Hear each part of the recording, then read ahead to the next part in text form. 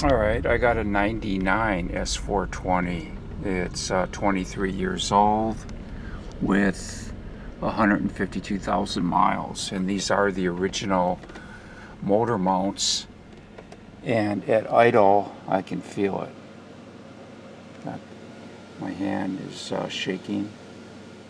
When I purchased this car 5 years ago, it already had paint scraped off of the wheelhouse on the inside here by the frame rail, and that was from the oil canister cover hitting that, and it was hard to get it off. There wasn't much room in there, and I just recently changed the oil and I couldn't get it off at all.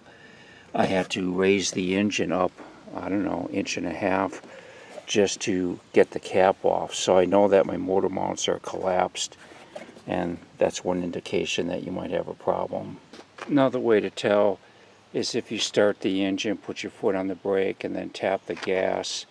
If the engine rocks back and forth excessively, then you know that one or both are bad.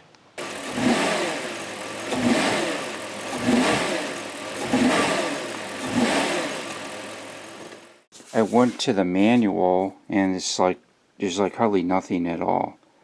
Just this one page. Basically, air intake hose, detach that, detach fan shroud. That's so when you jack up the engine, it doesn't break anything. And then it just says remove engine mount. So that wasn't much help. The EPC, I was able to confirm that's the part, and that's the part number. And this is the one I ordered, and it's got the same part number, so these are the right parts. You can get these mounts from, just about anyone. There's Chinese versions for under $40. The original Mercedes is close to $400. And for something like this, I would go in between. I usually like Limforder. I buy all their suspension parts, but they just weren't available for months, and I had to order these. So I got the Febi Bilsteins, and they look okay to me. I mean, these are under $100. To get to this 16 millimeter up on top, you can't even hardly see that, especially on the left side. The right side you can, but they make a special wrench.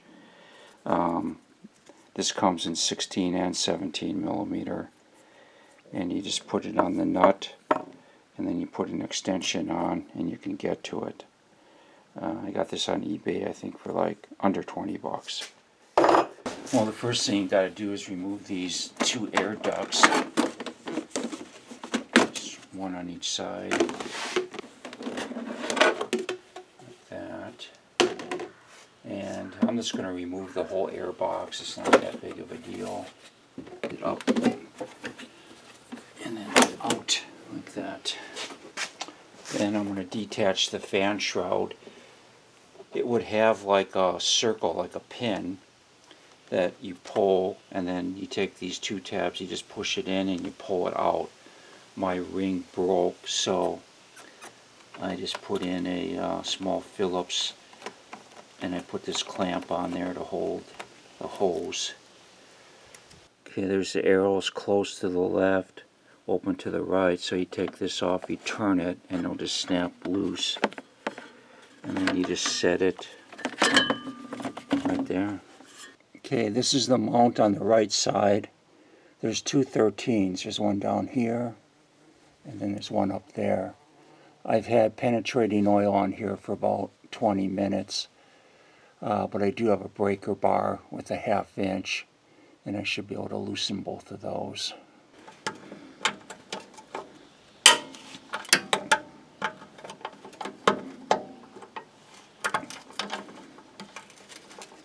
The lower bolt, I needed a universal joint. It broke loose really easy, and now I'm just twisting it off. Okay, I got both the lower 13s off. The upper 17, I can actually feel it from the top. So if I had to set the wrench, I could do it from under here, but I think if I jack this up 3 inches, I'll be able to get to that from the top. I'm only doing 1/2 at a time. I guess for alignment purposes, it's easier that way. Okay, I got a floor jack with a 2x4 running at an angle. I want to catch the edges of the pan, not the center. There's 2 tabs on the cross member. You can't hit those. You have to be on the pan itself. I'm lifting maybe a ½ an inch at a time and then go around, make sure nothing's binding or making noises. I couldn't get my hand on the nut before, now I can. Didn't take much, really. Now that the car's jacked up, I can see the nut. I've had oil on it for a while. It's 55 Newton meters. It might be kind of tough. So I've got the wrench, which is 3/8, onto an adapter, ½ inch, and then a ½ inch breaker bar. Well, the bolt is running at an angle towards the engine, so I need to get this more at an angle. I got a universal on there now.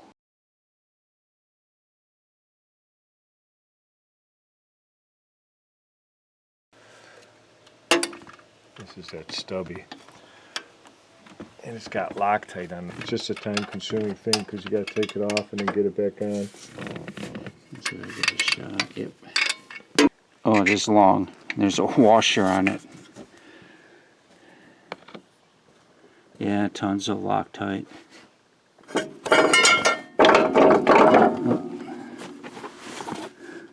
I think it fell down. I just want to get a shot of the bolt with the Loctite on it. Well, the bottom bolt I only got on a couple of threads, but I think these are probably as tight as I want to make them right now. We should do the top. Okay, so you got the 16 millimeter. That's a full-size wrench. Yeah. And you just broke it with the freeze off. Yeah, but look at that. A lot of Loctite too. Okay, here they are side by side. This is the left front, and it's in a lot worse shape than the right. It's just broke all the way. The rubber's gone. See the difference, that much air between it. If I measure from the top to the rubber, there, it's down more than 1/4 of an inch. So, and this is the original mount. It's got the original Mercedes logo and part number on it. Okay, here's the bolts after I cleaned them off on the wire wheel. This 16 millimeter was rusted on really good. We had WD-40 and PB Blaster and nothing worked until I used this stuff, this CRC freeze off. Sprayed a fair amount of that on and it just broke with a normal 16 millimeter wrench. So that's what we used to break them off, and then to get them back on, this little shorty one works too. But I didn't need the specialty wrench. This is what we used. Impossible to see it, but got the top bolt on, the 16 millimeter. Okay, you can see the bracket and then the bolts right above that, the 16 millimeter. So that's on tight, 55 Newton meters. And now I got to do the bottom. Okay, this is the left side. It's a little bit harder to get to. Got an AC hose here. I mean, that moves, but the metal part doesn't, so getting it up in there was a little bit tougher. Plus the steering box. Had to bring the heat shield up from underneath and get it started, and then got the top bolt, the 16 millimeter, torqued down to 55 Newton meters. I got these started when I had pressure on the pan, and now the jack's off, the engine, all the weight's on, so I'm going to torque these down to 25 Newton meters.